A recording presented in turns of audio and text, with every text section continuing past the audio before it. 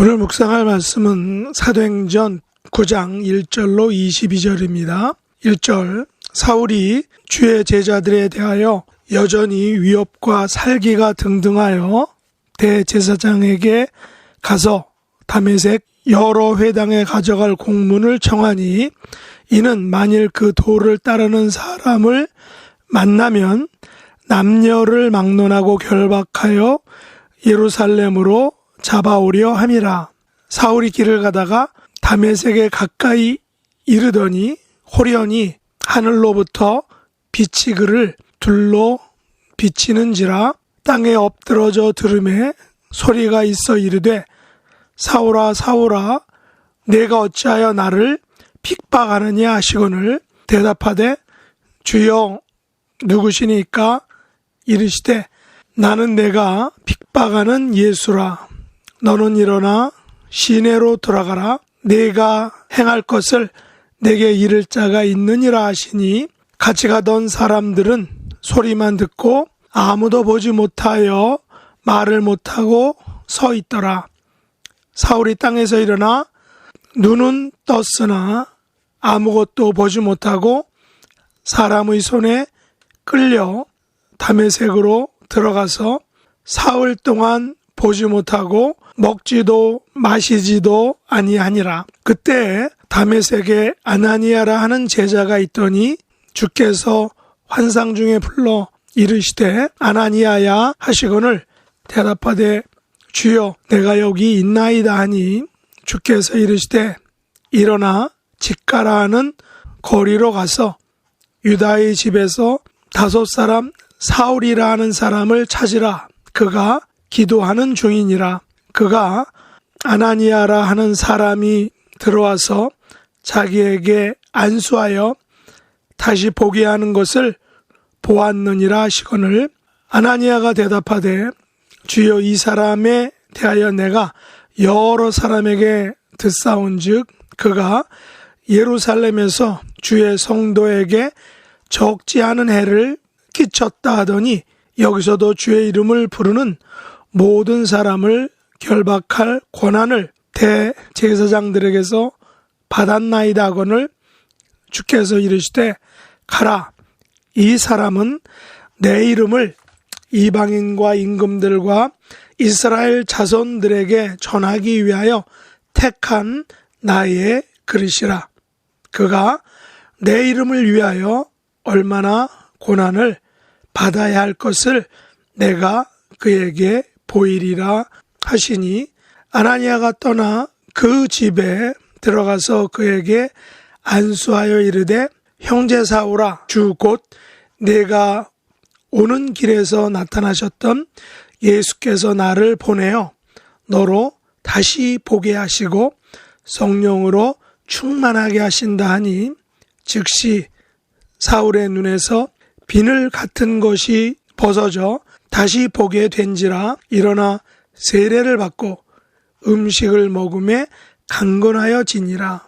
사울이 다메섹에 있는 제자들과 함께 며칠 있을새 즉시로 각 회당에서 예수가 하나님의 아들이심을 전파하니, 듣는 사람이 다 놀라 말하되, 이 사람이 예루살렘에서 이 이름을 부르는 사람을 멸하려던 자가 아니냐. 여기 온 것도 그들을 결박하여 대제사장들에게 끌어가고자 함이 아니냐 하더라. 사울은 힘을 더 얻어 예수를 그리스도라 증언하여 다메섹에 사는 유대인들을 당혹하게 하니라. 아멘. 오늘 말씀의 제목은 하나님께서 택한 그릇입니다. 사도행전 9장은 사도 바울의 회심장입니다. 예수님께서는 당신의 사역을 위하여 12 사도를 택하시고 그들과 함께 동거하시고 그들과 함께 사역하시고, 그 뒤에 십자가에 못 박히신 다음에 3일 만에 부활하시고 다시 하늘로 올라가시면서 그들에게 사역을 위임하셨습니다. 이들은 성령 강림 이후 예수님께서 명하셨던 사역을 더욱 다이나믹하게 행하였습니다. 특별히 베드로와 요한을 통하여 많은 이적들이 나타났습니다. 그리고 베드로 설교의 주제는 바로 예수는 그리스도라는 사실을 증거하는 것이었습니다. 예수님의 12 제자들은 대부분 평범한 유대 출신들이었습니다. 물론 12 제자들도 나중에는 다른 나라들로 나가서 선교하고 또한 그것에서 순교를 했지만 그 당시 그들이 가진 사회적인 역량은 제한적인 것이었습니다. 그러나 예수님께서 오늘 본문에서 부르신 사울은 12 제자들과는 다른 배경과 또한 다른 사회적 역량을 가진 사람이었습니다. 사울은 당시 유명한 가말리엘 문화에서 공부한 엘리트 사회적 지도층이었습니다. 그는 전통 유대인이면서 학문적으로나 또 사회적으로나 활동 영역이 매우 넓었습니다. 그는 유대적 전통에도 매우 밝았습니다. 동시에 당시 주변 정세에 밝아 이방인들 세계에도 정통했던 것입니다. 우리는 하나님께서 구약에서 모세를 택하시어 율법을 주신 것을 알고 있습니다. 그렇다면 신약에서는 사울, 바로 사도 바울을 택하셔서 율법의 완성이신, 율법의 핵심이신 예수 그리스도의 복음을 전하게 하셨다는 것입니다. 특별히 그 복음을 유대인들만이 아닌 이방 세계에 전하게 하신 것입니다. 오늘 본문 15절과 16절에 보면 예수님께서 사울을 택하신 직접적인 이유에 대해서 다메섹의 아나니아에게 분명하게 말씀하셨습니다. 한번 다시 읽어보겠습니다. 주께서 이르시되 가라, 이 사람은 내 이름을 위하여 이방인과 임금들과 이스라엘 자손들에게 전하기 위하여 택한 나의 그릇이라. 그가 내 이름을 위하여 얼마나 고난을 받아야 할 것을 내가 그에게 보이리라. 사울은 예수님의 이름을 이방인과 임금들과 이스라엘 자손에게 전하기 위하여 택하신 그릇이다 라는 것입니다. 또한 사울은 예수님의 이름을 위하여 고난을 받아야 할 사람으로 부름을 받았다라고 말합니다. 한마디로 사울은 예수님의 이름을 이방 세계에 증거하기 위해 부름을 받았으며 동시에 고난을 받을 사람으로 택함을 받았다는 것입니다. 모세는 구약의 가장 중요한 율법서인 모세오경을 기록하였습니다. 바울은 신약의 27권의 성경 중에 무려 13개의 서신을 저술하였습니다. 바울은 예수님의 이름을 이방인에게 전하기 위하여 4번에 걸친 선교 여행을 했습니다. 그의 선교 여행의 목적은 오직 예수님의 이름을 증거하기 위한 것이었습니다. 성경에는 자세하게 나와 있지는 않지만 바울의 성격은 매우 좀 급했다라고 학자들은 말하고 있습니다. 그래서 바울의 삶에 대해서 다루고 있는 책들이나 저술들, 비디오를 보면 학자들은 그의 성격을 급한 성격으로 묘사하고 있습니다. 분명히 바울도 사람으로서 가지는 단점이 있었을 것입니다. 그의 동료 바나바와는 전혀 다른 그런 성격으로 성경에 묘사되고 있는 것을 우리가 알고 있습니다.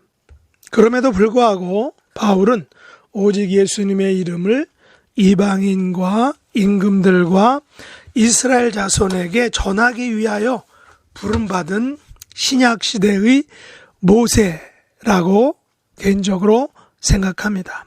전통적인 유대인으로서 예수님을 믿는 사람들을 괴롭히고 박해하고 예수님의 이름을 부정하던 사울이 오늘 본문에서 다메섹으로 가는 길에 부활하신 예수님을 직접 만남으로 그의 삶의 방향은 완전히 180도 바뀌게 되었습니다.